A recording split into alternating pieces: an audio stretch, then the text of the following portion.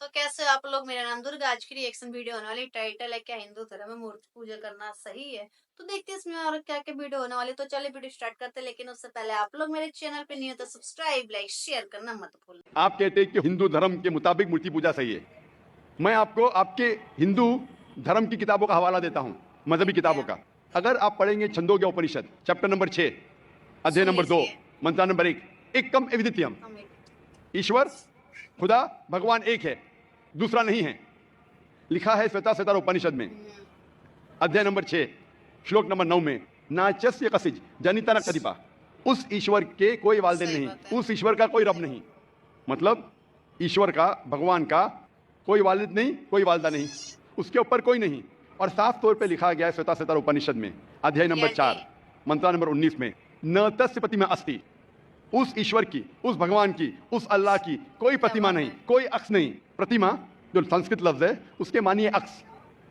खुदा का कोई अक्स नहीं, कोई प्रतिमा नहीं, कोई फोटोग्राफ नहीं, कोई पेंटिंग नहीं, कोई पोर्ट्रेट नहीं, कोई मूर्ति नहीं, कोई बुत नहीं। और यह पैगाम दोहराया गया है यजुर्वेद में अध्याय नंबर 32 मंत्र नंबर 3 में, इसमें लिखा है ना तस्य प्रतिमा अस्ति। उस ईश्वर, उस भगवान, उस अल्लाह की कोई प्रतिमा नहीं, कोई अक्स नहीं, कोई पिक्चर नहीं, कोई पेंटिंग नहीं, कोई पोर्ट्रेट नहीं, कोई बुत नहीं, कोई मूर्ति नहीं। इन्होंने एक इल्जाम लगाया आर्य जाति पे कि श्री कृष्ण जी की 11,000 पत्नियां थी। कृपा आप समाधान करें और इसका जवाब आप पूर्ण लें इनसे। भाई साहब ने कहा कि जो मैंने इल्जाम लगाया कृष्ण के 16,000 से ज्यादा बीवी थी, वो इल्जाम ने वो आपके महाभारत में लिखा हुआ है। और कृष्ण की एक बीवी ने 8 बीवियां थे, 8 बीवियां थे, उसमें से रुक्मणी थी, 8 बीवियां थी। उसके बाद 16,100 जब जंग के हालत के अंदर उनने 16,100 से शादी की। ये लिखा है महाभारत के अंदर अनुशासन पर्व में। मैं आपको हवाला दे रहा हूं। किसी भी धर्म में, किसी भी मजहब में जब आप तकरीर करते हैं, जवाब देते, उसका हवाला होना चाहिए किताब से। मैं कहता हूं या कोई स्वामी कहते हैं, शंकराचार्य कहते हैं, उसकी वैल्यू 0 है। हवाला मैं दे रहा हूं, ये महाभारत में लिखा हुआ है अनुशासन पर्व में कि श्री कृष्ण ने 16,100 एक साथ में 8 पहले थे, तो वो 8 को जुड़ के कुल मिला के होते हैं 16,108। तो 16,107 में उन्हें की वो जंग के हालत में जब कई लोग मारे गए, तो उस हालत में तो ये इल्जाम नहीं, हकीकत है। अगर आप समझते ये गलत है तो आपको महाभारत में नहीं मानना चाहिए। हे फ्रेंड्स, हाय। आपको पता है कि देवदासी प्रथा क्या होती है? देवदासी का अर्थ होता है कि देवदासी यानी देव की दासी, है ना, यानी सर्वेंट ऑफ गॉड। देवदासी वो लड़कियां मानी जाती थी जिनकी शादी भगवान से करवा दी जाती थी। 5 से 10 साल की लड़कियों को देवदासी चुना जाता था, उनको बैठा के जुलूस निकाला जाता था और माना जाता था कि इनकी शादी भगवान से हो गई है। ये मंदिर की देखरेख करेंगी, पूजा अर्चना करेंगी, है ना, और पूरे मंदिर की सेवा। एक तरह का लीगल प्रोस्टिट्यूशन बन गया आगे चल के।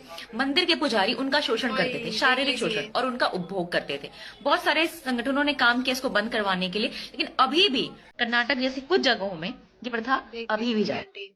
तो ग्रंथों में लिखा है कि श्री राम ने श्रीलंका जाकर रावण को मारा था।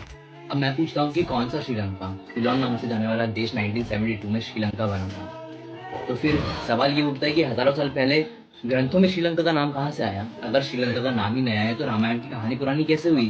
तो साफ है कि ये सब धार्मिक कल्पनाएं हैं, सच्चाई नहीं है। तो मैं ऐसा समझ नहीं आता, इस चीज को ऐसे समझो कि तुम 20 साल के और तुम अपने दोस्तों को ये कहानी बताते हो कि यार मैं 17 साल का एक मेरा बेटा है, मैं उसके साथ खेलता हूँ, घूमता हूँ, फिरता हूँ, इंजॉय करता हूँ मेरी लाइफ में। और उसके 20 साल बाद तुम्हारा एक बेटा होता है और उसका नाम भी वही होता है जो तुमने रखा हुआ है। तो जब वो बेटा पैदा ही नहीं हुआ तो तुम खेल किसके साथ रहे थे? अगर ये चीज होगी तो तुम्हारे दोस्त तुमको क्या बोलेंगे कि यार पागल बना रहे हैं, हाँ, तुम्हारे मुंह पर तुमको गाली देंगे ये चीज। और अगर ये चीज रामायण में हो तो श्रीलंका तो एक आधुनिक नाम है जो अंग्रेजों के बाद बहुत बहुल राज्य बनने के बाद आया। तो फिर रामायण में क्यों लिखा हुआ है श्रीलंका? सही बात है। क्या वहाँ पर पुराने नाम नहीं लिखा होना चाहिए थे? समझ आ रहा है कि मैं क्या कहना चाह रहा हूँ? और इसके अलावा एक छोटा सवाल और है, तुम गाय में अपनी माता ढूंढते हो, तुम सीता माता में अपनी माता ढूंढते हो, तो तुम्हें राम में अपने पिता क्यों नहीं दिखते हैं? भैंस में अपने पिता क्यों नहीं दिखते हैं? नहीं, पिता बनाने में दिक्कत क्या है? अगर जब तुम माता बना सकते हो तो पिता बनाने में दिक्कत क्या है? उम्मीद है तुम लोगों को समझ में आया होगा। मैं पूछना चाहता हूं, आप मूर्ति पूजा में मानते भाई साहब? जी मानते हैं? क्यों, आपको लगता नहीं गलत है? आप क्या हिंदू है?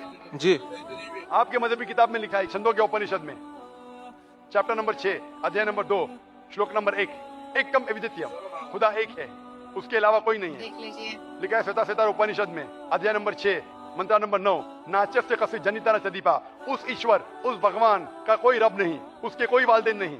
लिखा है श्वेताश्वेतर उपनिषद में चैप्टर नंबर 4 मंत्र नंबर 19 में, न तस्य प्रतिमा अस्ति।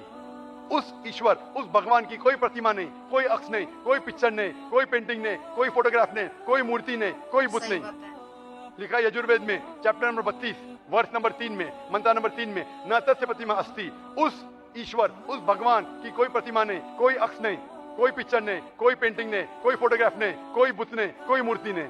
तो साफ तौर पे कई जगह आप हिंदू की मजहबी किताब में लिखा है कि मूर्ति पूजा गलत है, तो क्यों आप मूर्ति पूजा करते ये हैं? लोग नहीं मानते हैं। क्या कोई मुसलमान जो बलि नहीं, कुर्बानी नहीं दे रहा है, क्या वो अच्छा मुसलमान नहीं हुआ? रमज़ान के बाद जो बकरीद आती है, इसके अंदर भी हमारे को हुक्म दिया गया है। ईसा इब्राहिम अलैहिस्सलाम ने अपने बेटे को कुर्बान किया था अल्लाह के रास्ते में, लेकिन नहीं, अल्लाह ने वो कुर्बानी पसंद नहीं करी अपने बेटे की। उन्होंने वहाँ पे आके दुम्बा खड़ा कर दिया। जब जाके वहाँ से लेके 1400 साल से पहले अब तक वो अमल हम लोग कर रहे हैं। हर रमज़ान, हर बकरीद में आप देखोगे एक नहीं करोड़ों की तादाद में ना कुर्बानी होती है। क्यों? क्योंकि हमारे को ऊपर से हुक्म दिया गया। हमारे को सही में अगर पूरी दुनिया की बेस्ट किताब अगर पढ़नी है और सही समझना है तो कुरान शरीफ है। उसके अंदर हर चीज़ का इल्म दिया है। उसके अंदर क्या चीज़ खाना है, क्या चीज़ नहीं खाना है, हलाल खाना है कि हराम खाना है, वो सब लिखा हुआ है कुरान के अंदर। हम उसके अगेंस्ट नहीं जा सकते सही बॉस। बात है। अभी आप बोल रहे हो यही नहीं खाना, वो नहीं खाना, सब खा रहे, कौन नहीं खा रहा यार बॉस? तो बताओ हर ना। कोई खा रहा है। बंद दरवा, अभी तुम यहाँ खड़े हो, अब ये बताओ भी अब रमजान के महीने में तुम्हारे को गुजराती, मारवाड़ी, सिंधी, हिंदू मीनारा मस्जिद पे चले जाना, तुम्हारे सब आइटम मिलेंगे खाने वाले। तो आप मेरे को एक बात बताओ, यहाँ जितने भी पोस्टर लगे हैं, हाँ। जितने भी पोस्टर लगे हैं, उसमें किसी भी पोस्टर में ऐसा लिखा हुआ है कि हिंदू खा रहा है या मुस्लिम सब खा रहा खा है? रहे हैं, मैं तो बोल रहा हूँ, सब खा रहे हैं। तो हम उसी सोच के साथ यहाँ पर खड़े हो। सब खा, चिकन मत खाओ, मटन मत खाओ, तो हमारे को ये हुक्म नहीं है कि गंदे जानवर है, हमारे को हुक्म नहीं है, तो वो हराम है हमारे लिए। क्यों? क्योंकि वो गंदी चीज खाता है। मेरे को एक चीज समझ में आती है खाली, जैसे मेरे घर का कोई सदस्य है, हाँ। वैसे ही मेरे लिए आप। सही बात है। खून का रंग लाल है, लाल है। आपका भी और मेरे घर के व्यक्ति का भी। खून का रंग लाल है उस बकरे का भी, उस कुत्ते का भी, और 50 जानवर, सबके खून का रंग लाल है। जब छोटी सी सुई चुभती है तो उसको दर्द होता है। तकलीफ तो होगी ना। दर्द कोई नहीं चाहता इस दुनिया में, तो क्या है इससे बड़ा प्रमाण? दर्द में हम सब एक समान हैं, बराबर? क्या है इससे बड़ा प्रमाण? दर्द में हम सब एक समान। कमेंट बताइए। अब मैं मुस्लिम घर में पैदा हो जाऊं, मैं हिंदू घर में पैदा हो जाऊं, मैं सिख ईसाई कहीं भी पैदा हो जाऊं, मैं, मेरे 2 पैर हैं जिस पर डंडा पड़ता है तो दर्द होता है। मेरे घर का कोई व्यक्ति जब मरता है तो मुझे बुरा लगता है, तकलीफ होती है। तो मैं कैसे कह दूं कि जब किसी मुस्लिम व्यक्ति के घर में कोई मरा तो उसको कम तकलीफ हुई होगी? बराबर की तकलीफ। बराबर तकलीफ हुई होगी, क्योंकि मैं जीव हूँ, उसी मट्टी से उठा हूँ, जिस मट्टी से आप उठे हो, सारे लोग उठे, उसी मट्टी से वो दूसरा जीव भी उठा है। ठीक है, आप बोल रहे हो ना मुर्गी छोड़ दो खाना, बड़ा खाना छोड़ दो, सब खाना छोड़ दो, नहीं खा रहे हम लोग, आपके बोलने में नहीं खा रहे। अब इसकी पैदावार कहाँ जाएगी आप बताओ? एक एग्जाम्पल, अभी तो मैं आपकी बात नहीं कर रहा हूँ, आप मेरी बात सुनो। ये चीज अगर ये बढ़ते रहेगी तो चीज जाएगी किधर, वो बताओ। और आप बोलते हो सब्जी खाओ, दाल खाओ, अरे क्यों खाओ भाई? आप सब्जी दाल खाते हो? सब खाते हैं, ऑलराउंडर है हम लोग भाई, हमारे को इजाजत है, ऊपर से हमारे हुक्म है ये सब चीज करने का। तो जैसे आपने 2 तरीकों की बात करी, झटके और हलाल की हाँ। बात करी, आपने झटके को गलत बताया कि झटका है ही गलत नहीं है। ना, वो चीज झटका जिसको बोलते हैं ना, वो चीज मार दी जाती है, और जिसको जिबा करके खाते हैं ना अल्लाह का नाम लेके, वो जायज है। तो मेरे को एक चीज समझना है कि जैसे फॉर एग्जांपल मैं मरना नहीं चाहता, हाँ। मेरे को मन नहीं है हाँ। मरने का। हाँ। आपने बोला कि यार मेरे पास एक तरीका है जिससे मैं तेरे को मार दूंगा, मेरे उसको मैंने हलाल बोला, हाँ। इससे तेरे को मार दूंगा, बट मैं तो मरना ही नहीं चाहता था। तो आप लोगों ने देखा, मतलब क्या ही बात बोली। आप लोग बताना कि आप लोग क्या राय कमेंट में जरूर बताइएगा, और आप लोग मतलब क्या कहना चाहेंगे इस वीडियो में, जितनी वीडियो इसमें आई है उसके ऊपर आप जो भी कहना चाहेंगे कमेंट में जरूर बताइएगा। और आपको बेस्ट पार्ट कौन सा लगा आप लोग कमेंट बताइएगा। और आप लोग मेरे चैनल पे नहीं है तो सब्सक्राइब, लाइक, शेयर करना मत भूलिएगा।